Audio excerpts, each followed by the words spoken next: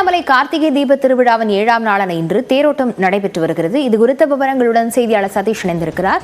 சதீஷ், இந்த தீபத்துக்காக என்னென்ன ஏற்பாடுகள் செய்யப்பட்டிருக்கிறது?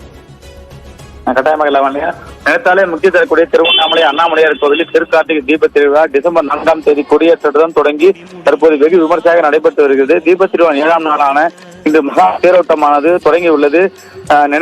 அண்ணாமலையார் கோவில் நடை திறக்கப்பட்டு அண்ணாமலையார் உண்ணாமலை அம்மனுக்கு சிறப்பு அபிஷேக ஆராதனைகள் செய்யப்பட்டு அண்ணாமலையார் பல்வேறு மலர் அலங்காரம் செய்யப்பட்டு காலை 7 மணி அளவில் பஞ்ச அண்ணாமலையார் உண்ணாமலை அம்மன் விநாயகர் முருகர் பராசக்தி அம்மன் உள்ளிட்டவர் தனித்தனி தேர்களில் எழுந்தருளி பக்தர் காட்சியளித்தனர். இதனைத் தொடர்ந்து பக்தர்களால் வடம்பிடிக்கப்பட்டு விநாயகர் தேரானது இழுக்கப்பட்டு தற்போது ராஜகோபுரத்தில் இருந்து தேரை பக்தர்கள் ஆயிரக்கணக்கானோர் வடம் பிடிக்க இழுக்கப்பட்டு தற்போது மாடவில் வளம் வந்து கொண்டிருக்கிறது.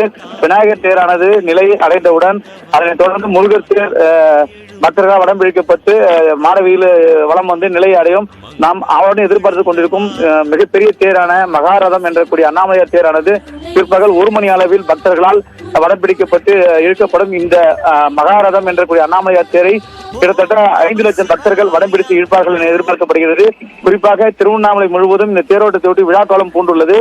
வடக்கு மண்டல காவல்துறை தலைமையில் கிட்டத்தட்ட 6000 போலீசார் பாதுகாப்பு பணியில் ஈடுபடுத்தப்பட்டுள்ளார்கள். அதே போல மாட வீதியில் பக்தர்கள் கூட்டம் அதிகமாக இருக்கும் என்பதால கற்பூரங்கள் ஏற்ற முற்றிலும் தடை விதிக்கப்பட்டுள்ளது. அதே போன்று திருவண்ணாமலை நகர் முதலும் போக்குவரத்துகள் பல்வேறு கட்ட நடவடிக்கை இருசக்கர வாகனங்கள் மாட வீதிக்குள் செல்லாத வகையில் கார் போன்ற 4 சக்கர வாகனங்கள் புறவை சாலையில் செல்லக்கூடிய பல்வேறு விரிவான ஏற்பாடுகளை செய்துள்ளார்கள். அதே போன்று அன்னதானம் உள்ளிட்ட பல்வேறு வழங்குவதற்கும் கட்டுப்பாடுகள் விதிக்கப்பட்டுள்ளது. அனுமதி பெற்ற இடங்கள் மட்டுமே அன்னதானம் வழங்கப்படும். மீறினால் அந்த அன்னதானம் கடும் நடவடிக்கை எடுக்கப்படும் என்று காவல்துறையும் மாவட்ட நிர்வாகம் பல்வேறு கட்ட எச்சரிக்கை விடுத்துள்ளது. தற்போது தேரோட்டமானது விறுவிறுப்பாக நடைபெற்று வருகிறது.